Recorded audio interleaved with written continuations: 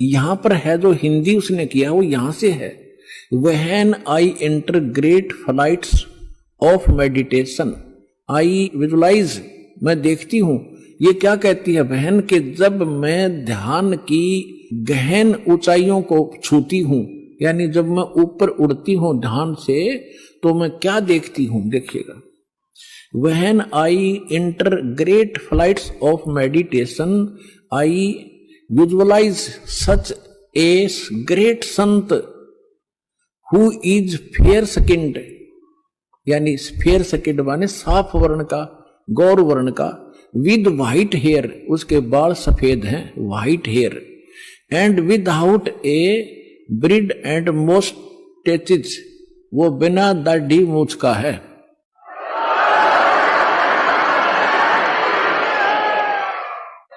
और उसके सफेद बाल हैं।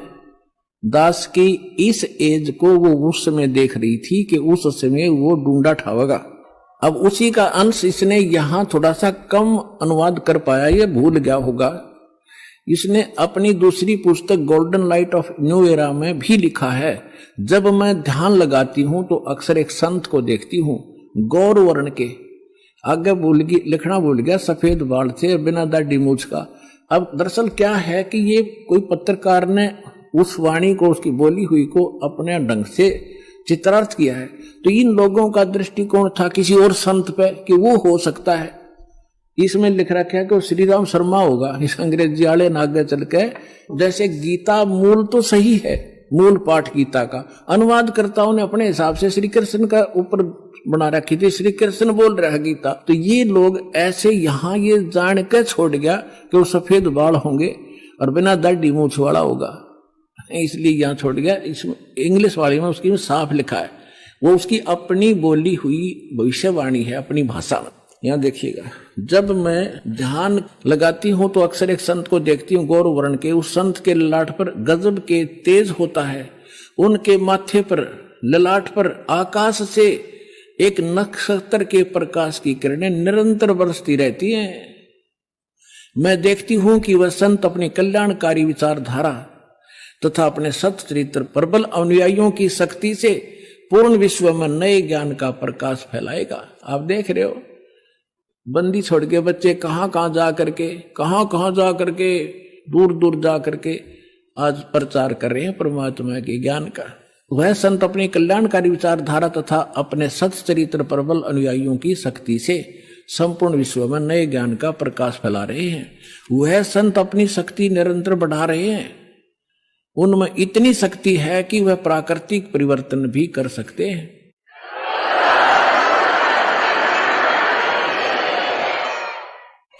वह अपना कार्य वैज्ञानिक ढंग से करेंगे, उनकी कृपा और प्रयत्न से मानवीय सभ्यता में नई जागृति आवेगी, विश्व के समस्त जनसमूह में नई चेतना का संचार होगा, लोक शक्ति का एक नया रूप उभर कर सामने आएगा, जो सत्ताधारियों की मनमानियों पर अंकुश लगा देगा।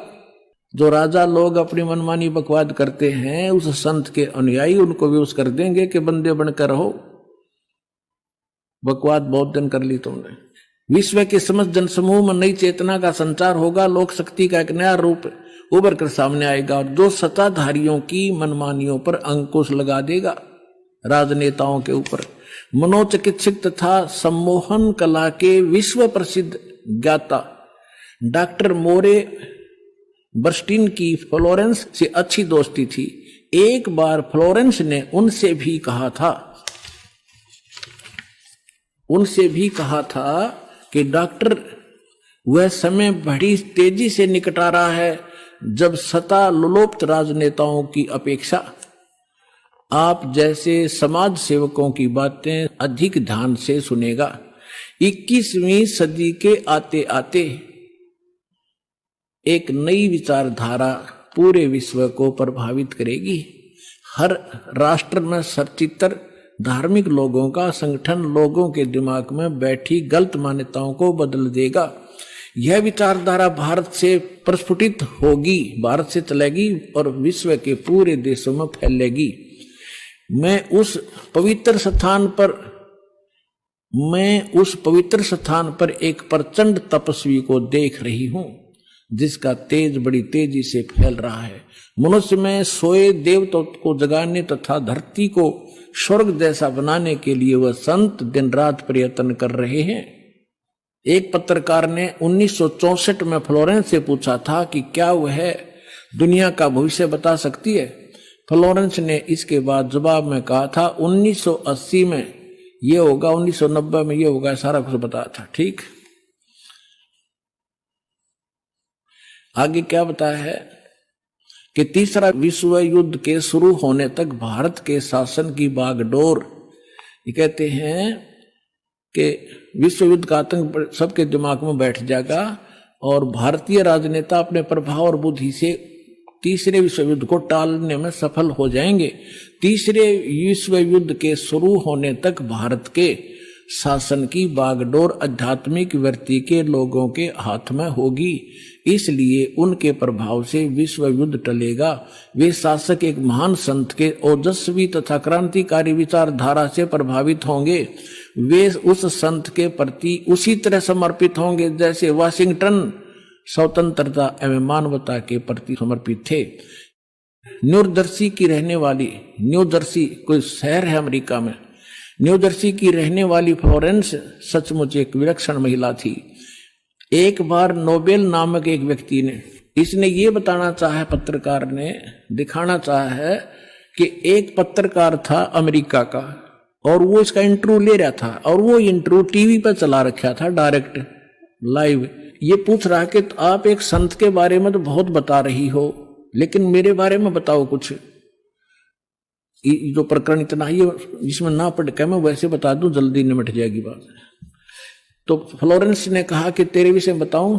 उसका दायां हाथ पकड़ा और उसने कहा कि आप जो है किसी दूसरे राज्य में भी प्रचार प्रसार करेगा। तो वो कह रहा था, उसने इसमें लिखा है कि मैं उससे कह रहा था कि तू भला मजाक कर रही है मेरे साथ। अगर इस इंटरव्यू को मेरी महकमे वाले सुन रहे होंगे, मेरे बॉस, तो मुझे नौकरी से निकाल देंगे। दूसरे में प्रसार तो नहीं होगा पर मैं नौकरी से जाता रहूंगा। तू क्या मजाक कर रही है।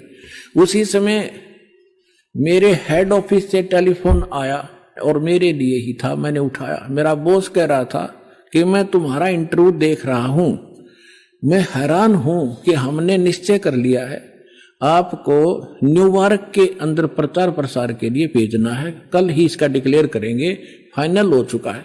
मैं हैरान हूं, तुम्हारा इंटरव्यू मैं सुन रहा हूं कि फ्लोरेंस को कैसे पता चला और आप जल्दी आ जाइए, आपको वहां भेज रहे।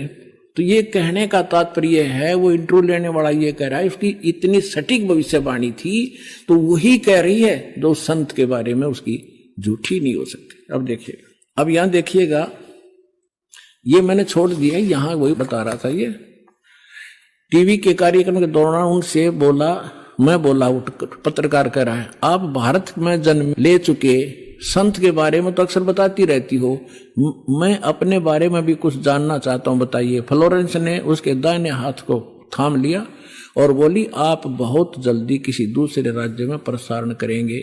नोबेल ने एक प्रसारण सेवा के, वो एक कर्मचारी थे उस प्रसारण सेवा के, इस बात पर हंसने लगे। कुछ सेक्शन बाद बोले कि आपने मुझसे अच्छा मजाक किया, यदि हमारी कंपनी के अधिकारी इस कार्यक्रम को देख रहे होंगे तो दूसरे राज्य में तो जाऊंगा या नहीं, फिलहाल अपनी कंपनी से तुरंत निकाल दिया जाऊंगा।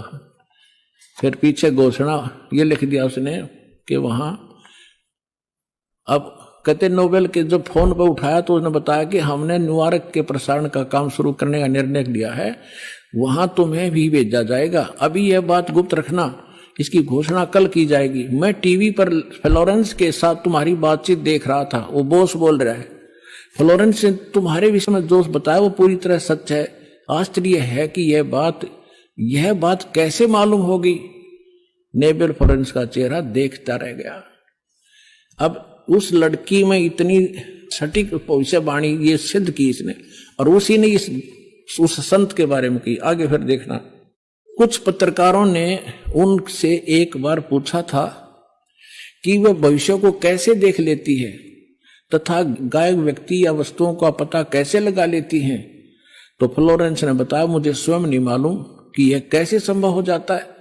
मैं भविष्य के विषय में एक बहुत महत्वपूर्ण बात बता रही हूं। बार बार कहा करती हुआ कि 20वीं सदी के अंत में